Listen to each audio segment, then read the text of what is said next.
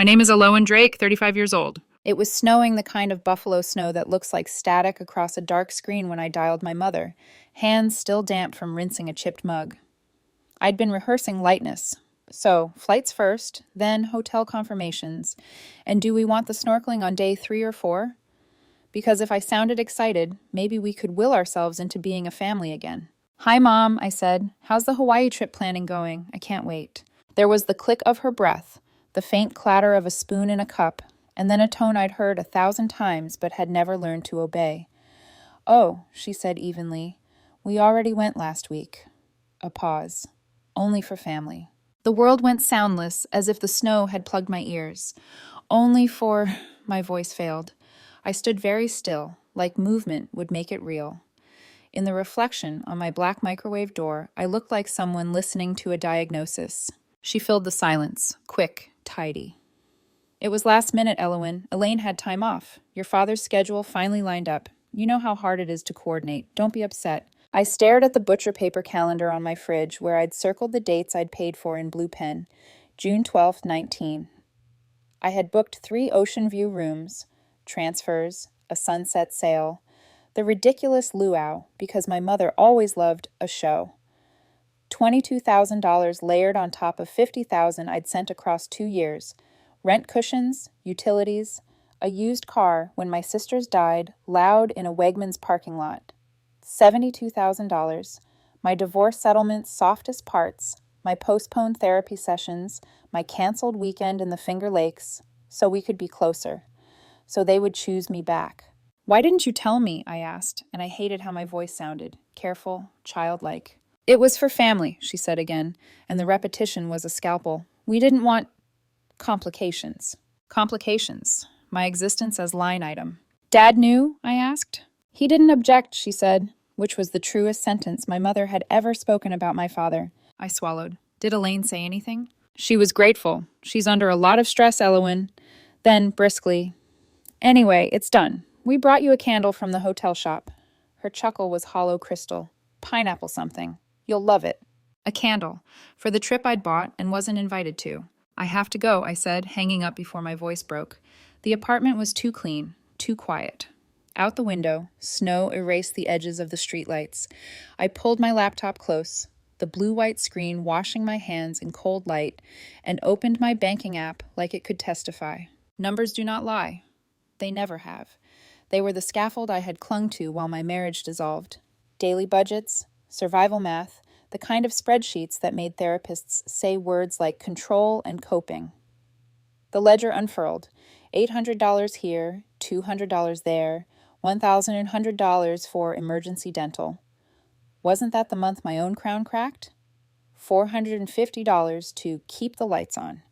The $22,000 for Hawaii sat like a whale beneath the line items, massive and obscene. My ex-husband's lawyer had once told me I was pathologically generous. I'd laughed in his face and called it love. Now, staring at the proof, I wondered if he'd just been rude and right. My phone buzzed on the counter, a text from Elaine. "Can you talk?" Landlord's breathing down my neck again.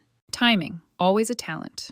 I typed and erased, until the words shrank to a hard pearl. "We'll talk tomorrow." I clicked recurring payments. The list blinked up like a confession. $200 automatic transfer to their landlord, set up on a night I'd eaten peanut butter from the jar and whispered, "It's temporary." $300 to Elaine's car insurance. $180 to the family phone plan I wasn't even on anymore. Tiny ropes I had tied around my own wrists. I didn't cancel, not yet. My hands hovered over the keys, trembling with the urge and the ache of it. Instead, I called the bank. "Hi, Judith," I said when my advisor picked up. "I need to review access controls and close all external permissions, and I want to meet first thing tomorrow." "Of course, Ms. Drake," she said. 9 a.m. We'll secure everything. Are you all right?" "I am now," I said, and surprised myself by almost meaning it. After I hung up, the apartment felt like a stage after the show, the props suddenly obvious. I looked at the couch I hadn't replaced since the divorce, at the travel magazines I kept buying, like an apology to myself. I pulled one open to a beach the color of forgiveness. On the horizon of that printed ocean, the silhouette of 3 figures, parents, daughter, laughed with their heads thrown back. Whoever made the advertisement understood longing and would sell you a week's worth for the price of your rent. I made tea and couldn't taste it. I made a list because lists are prayer disguised as logistics. Daim. Bank, 9 a.m. full lock. 2-factor on everything. Auto pays. Audit, then decide. Therapy. Stop postponing. Hawaii refund. A laughable line, but I wrote it. Call Elaine. A colder laugh. Boundaries. Underlined twice. Then a third time, in red. The kettle clicked again for no reason and I flinched. My body keeps score. Mine keeps spreadsheets. Memory arrived like an old bill.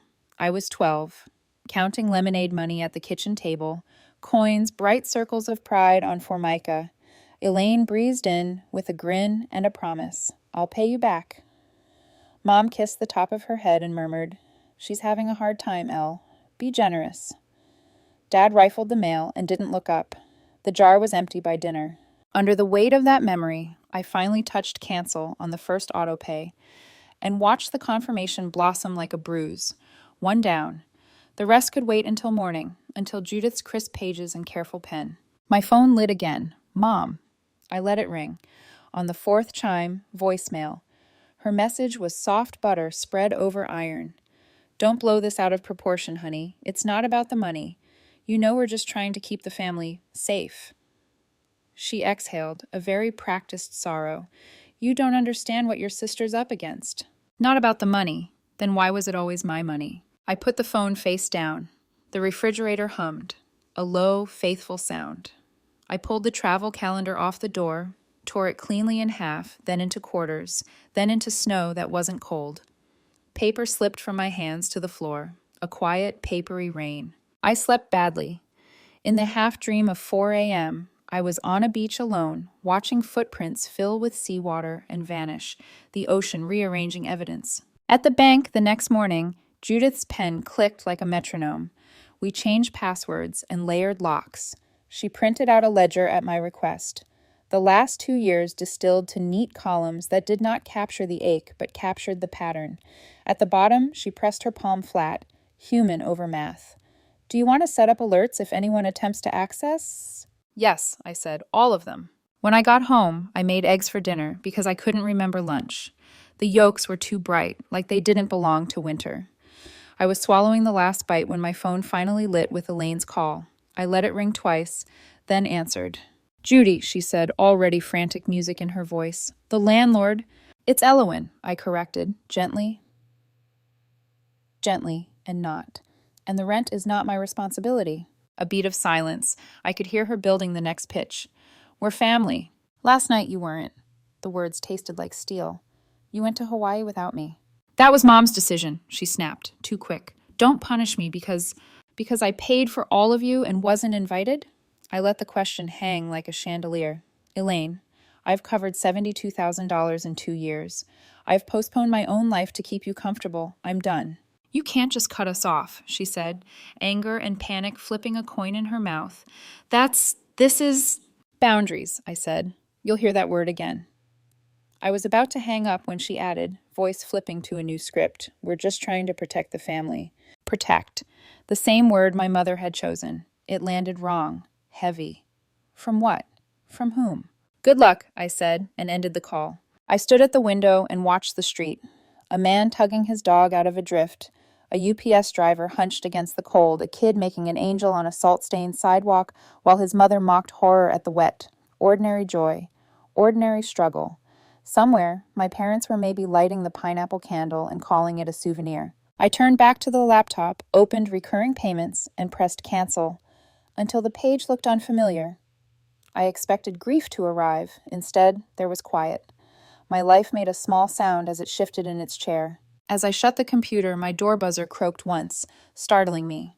I froze, the kind of fear that has a memory. No one appeared on the hallway camera, just the echo of footsteps and a cough, the building's old throat clearing. I told myself I was being dramatic. I told myself tomorrow would be simple. Work, book club, a long bath.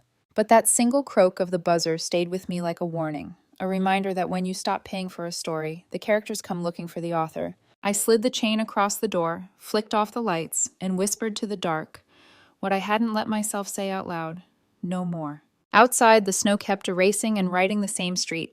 Inside, I finally slept. In the morning, I woke to a calendar that didn't belong to them, and for the first time since the word paradise had meant us, I believed I might survive the mainland. The snow had thinned to a dirty lace by afternoon, the kind Buffalo wears when it's run out of theatrics and is just cold. I brewed coffee and watched it steam, then opened my laptop and signed into every place my money could conceivably leak. Judith's safeguards were already in place. New passwords, two-factor, alerts for unusual activity, and seeing the small green check marks made my shoulders ease an inch. I clicked over to recurring payments. The page loaded like a confession booth. Rent transfer to my parents' landlord, due on the 15th. Family phone plan. Elaine's car insurance. Internet. Little tethers, none of them large enough to choke me alone, braided into a rope that had kept me from moving for 2 years. I hovered, then began. Cancel. Confirm. Cancel. Confirm. Each pop-up felt like a stamp on a passport I hadn't used. When I reached the landlord payment, my finger trembled but didn't hesitate. Confirm. Almost immediately, my phone pinged with an alert. Autopay canceled. The second alert landed right after it. Failed external login attempt. Blocked. My chest went tight, then hot. It wasn't paranoia then. Someone had already tried to open a door I'd just deadbolted. I set the phone down and took a long sip of coffee. It had gone cool, bitter in a way I suddenly liked. Elaine called an hour later, her name popping up like a reflex. I let it ring twice, then answered and put her on speaker, hands flat on the table. "Judy," she began in a rush. "The landlord's on me again. I need $2,000 today, or he's filing." "It's Elowen," I said, calm, like a surgeon announcing the first incision. "And the answer's no." A scoff. "Don't do this, we're family." My throat tightened and softened in the same beat. Only for family, remember? There was a heartbeat of silence where I could hear her swallow her surprise. Then came the shift to persuasion, to pity.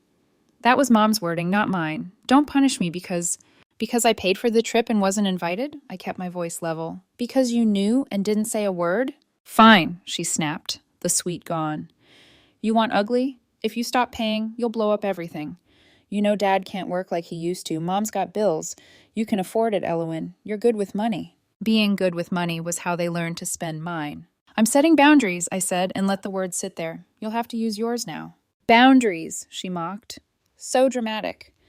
Then, after a beat, softening artificially, "Look, we're just protecting the family. It's not personal." That line is getting old.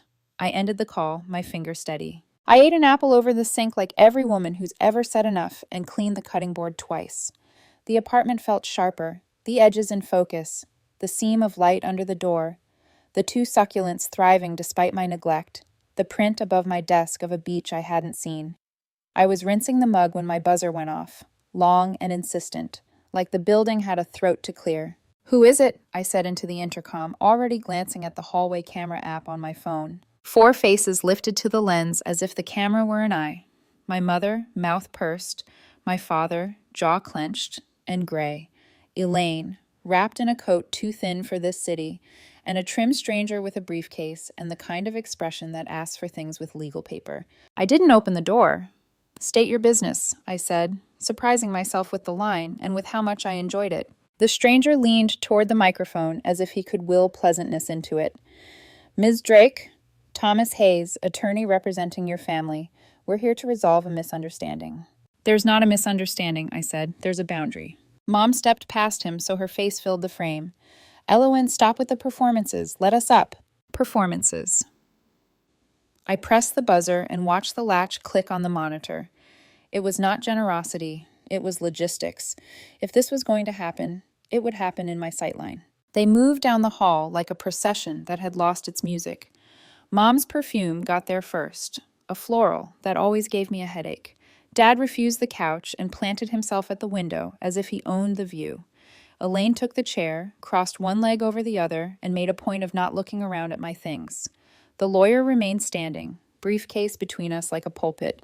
"Ms. Drake," he began, his tone measured, "your family is concerned about your recent decisions." "That's new," I said.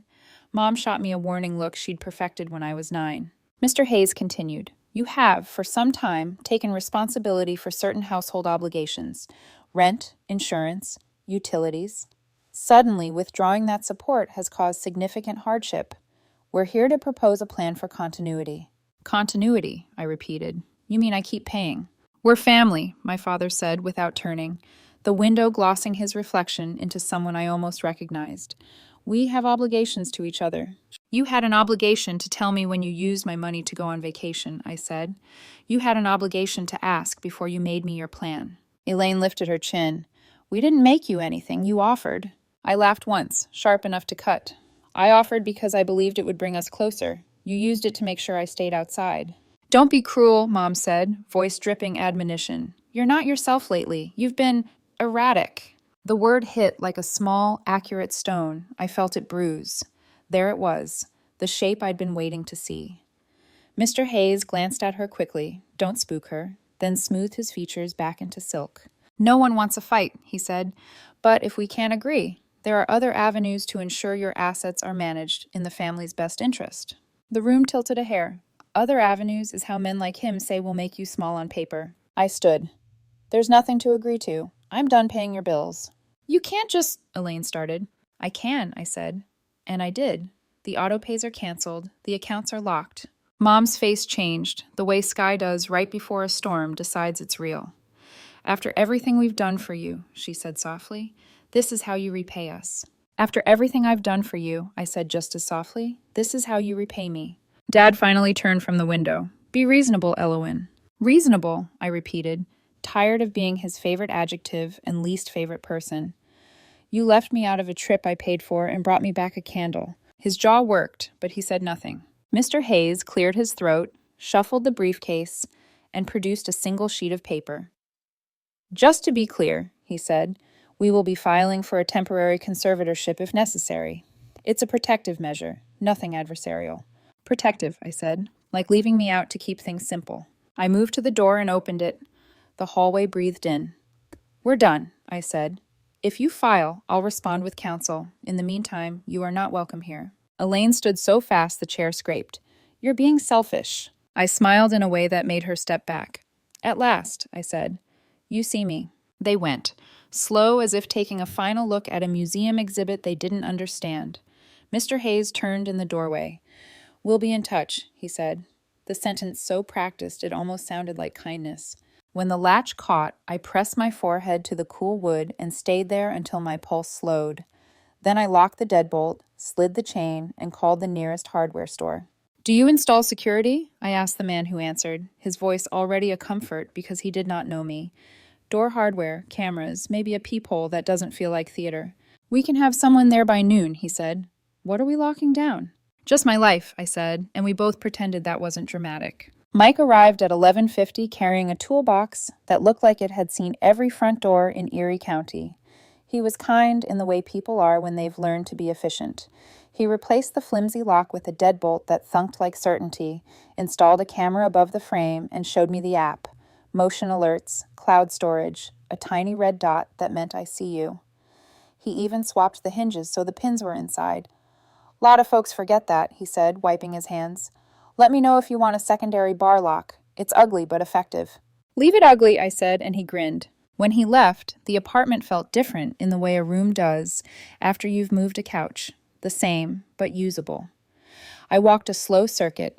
Window latch, back door, the spot where the floorboard sings, then made tea and sat with my back to the strengthened door.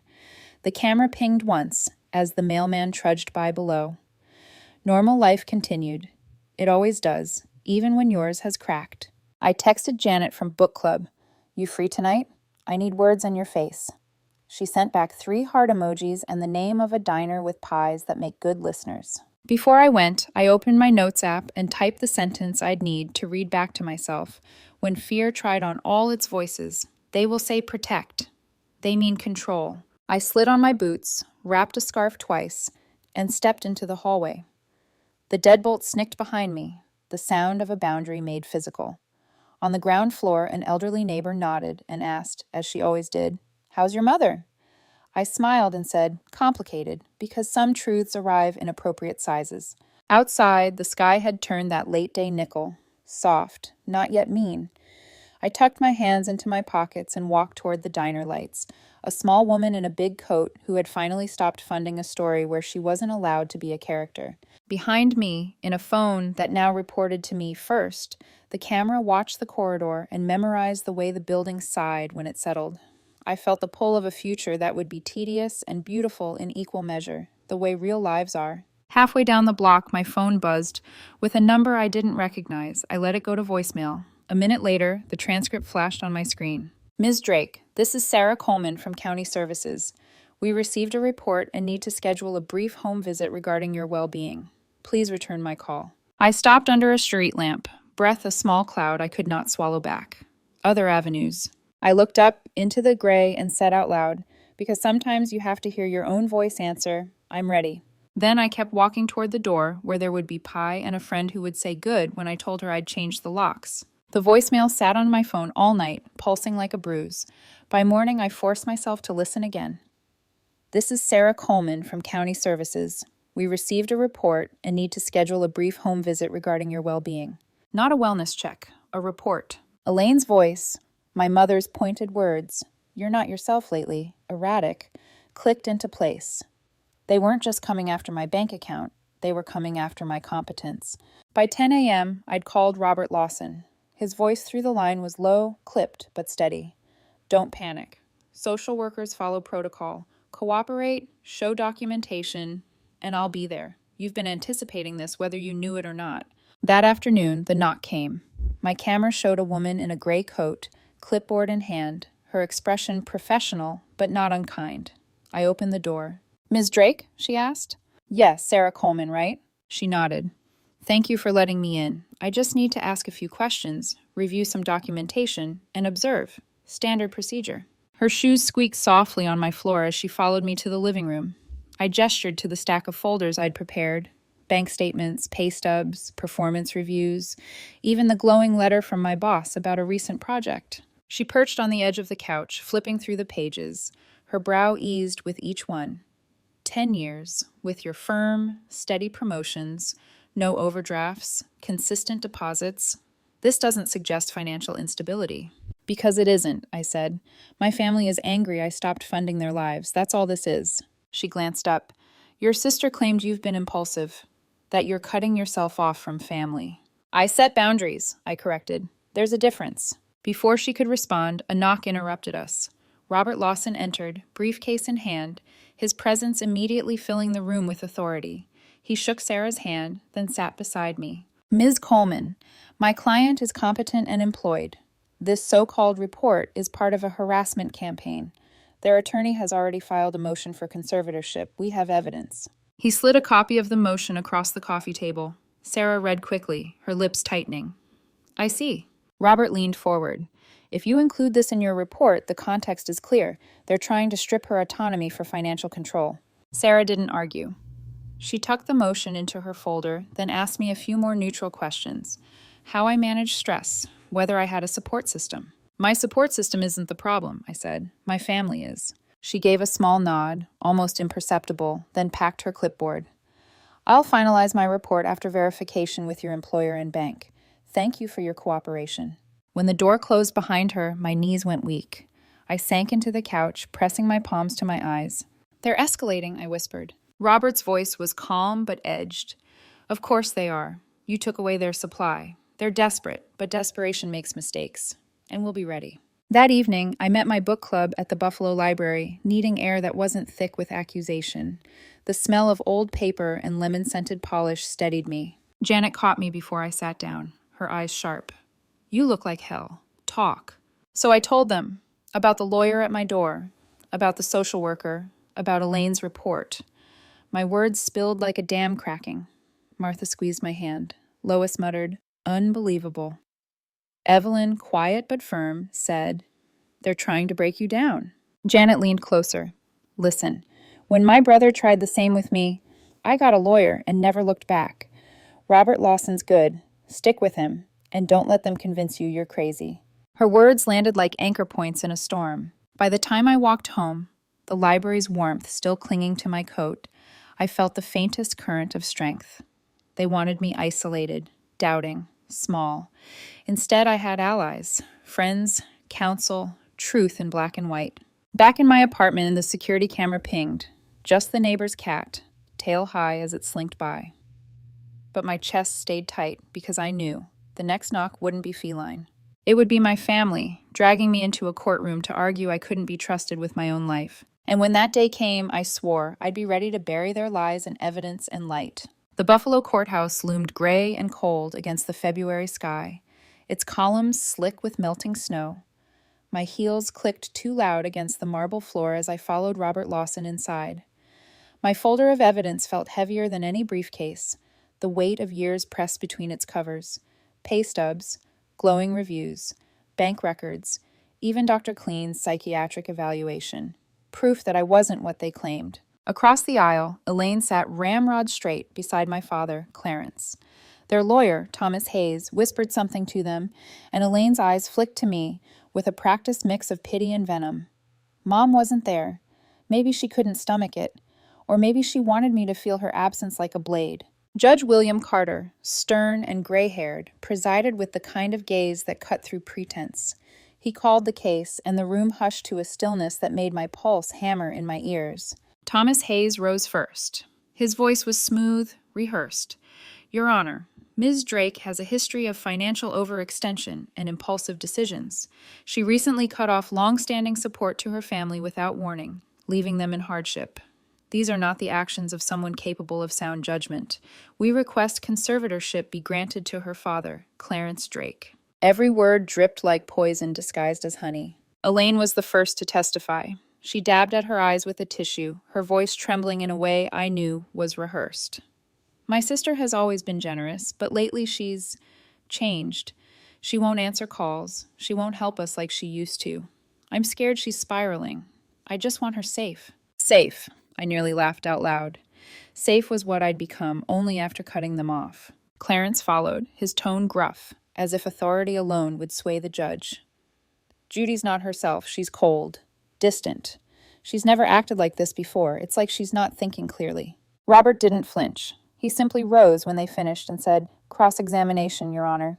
He stepped closer to Elaine, his voice calm but scalpel sharp. Ms. Drake, you say your sister changed suddenly. Isn't it true the change coincided with her canceling financial payments to you? Elaine's throat bobbed. I suppose, yes. And these payments, rent, insurance, utilities, those were your obligations, not hers, correct? Her voice thinned. She wanted to help. Wanted or was pressured. Robert's tone never lifted, but it sliced clean. Elaine's silence answered better than any words. Then he turned to Clarence. Mr. Drake, you claim your daughter is not herself. Tell me, did she lose her job? No. Did she default on a loan? Overdraw an account? Show reckless spending? No, he muttered. So your evidence is simply that she stopped paying your bills. That's your definition of instability? The courtroom stirred. The judge's pen scratched steadily across his notepad. Robert called his witnesses. Dr. Barbara Clean spoke first, her voice clinical but warm. I evaluated Ms. Drake. She is articulate, stable, and rational. Her decision to end financial support is consistent with setting healthy boundaries, not evidence of incapacity. Then it was my turn. I walked to the stand, my palms damp but my spine straight. I swore in and met the judge's eyes. I supported my family for years, I began, my voice steady. Rent, insurance, cars, vacations, over $70,000. But when I realized they excluded me from their lives, even from a trip I paid for, I stopped. That's not erratic. That's survival. Robert handed me my folder. I flipped it open, presenting documents. These are my pay stubs, my promotions, my bank statements. Consistent, stable, responsible. If anyone here is reckless, it isn't me. Hayes tried to rattle me on cross-exam. Ms. Drake, wouldn't you say your decision was driven by spite? I met his gaze. No, it was driven by clarity. Love doesn't mean being a bank account. When testimony ended, Robert rose for closing. His voice filled the room with quiet authority. The plaintiffs present no evidence of incapacity, only dissatisfaction that Ms. Drake chose independence over exploitation. Their case is not about her well-being, it's about control. The judge leaned back, silent for a long moment. My heart pounded so hard it hurt. Finally, his gavel cracked once. "The plaintiffs have failed to provide credible evidence of incapacity," he said, his tone clipped, final. Case dismissed. Relief hit like a flood, hot tears stinging my eyes as Robert squeezed my arm. Elaine sat frozen, her tissue crushed in her hand. Clarence's jaw worked, his face pale with disbelief. Hayes snapped his briefcase shut, avoiding my gaze. I walked out of that courthouse into the winter air, the sky pale and endless above me. For the first time in years, I wasn't their provider, their target, their scapegoat. I was just me, free and finally unshakable.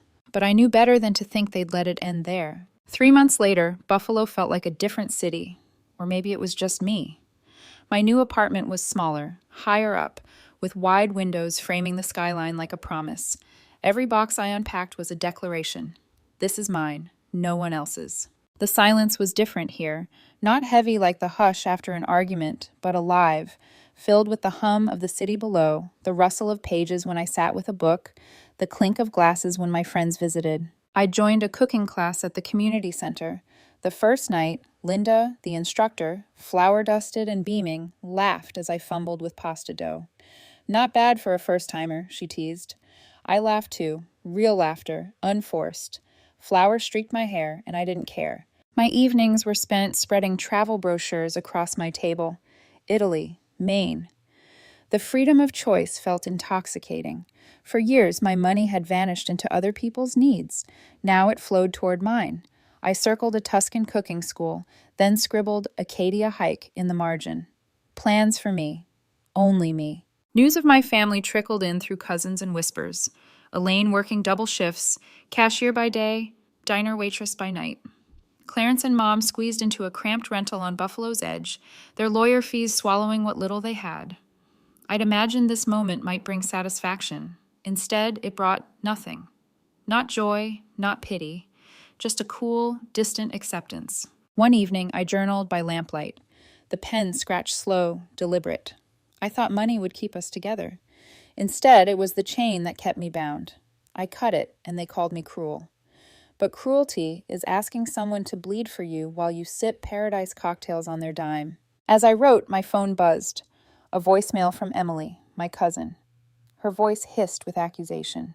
"How could you, Judy? You've ruined everything. They're family. Blood is thicker than money." I deleted it. Minutes later, another text. "Uncle David this time. Heartless. You'll regret this." My jaw tightened, but my chest stayed calm. I blocked the number. Their words were weapons blunted now. They couldn't pierce me anymore. Instead, I focused on the people who had stood beside me when it mattered. My book club friends, Martha, Lois, Evelyn, came over with wine and laughter, filling the apartment with warmth. "This place suits you," Martha said, running a hand over the windowsill. Lois lifted her glass. "To new beginnings."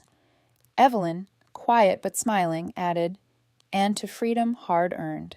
I clinked my glass against theirs, the sound ringing clean. Later that night, my phone buzzed again, but this time the message was different. "Grandma, you did what no one else could. I'm proud of you." 14 words, but they wrapped around me like a blanket. I typed back, "Thank you, Grandma," my eyes wet but steady. Standing at the window, city lights winking like scattered stars, I finally understood.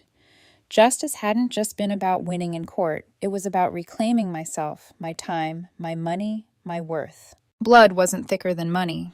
Respect was thicker than both. And I would never forget it. 6 months after the trial, my mornings had a rhythm I hadn't known in years. I woke to sunlight slanting across exposed brick walls, brewed coffee in a chipped blue mug, and laced up sneakers for runs along the waterfront. Simple, steady, mine. I'd started saving again, not for anyone else's rent, not for another person's vacation, but for me. A freedom fund, I called it, though no one else knew. Each deposit was a quiet vow, never again. At work, my boss praised me for landing 2 new clients. My colleagues started inviting me out more, seeing me as more than the quiet accountant always too busy or tired. I said yes to dinners, yes to laughter, yes to life. It felt strange at first, like trying on clothes that finally fit. One Friday, Benjamin, the lawyer who'd stood beside me in court, texted, "Dinner? Not business. I promise." I surprised myself by saying yes. Over plates of pasta, he smiled.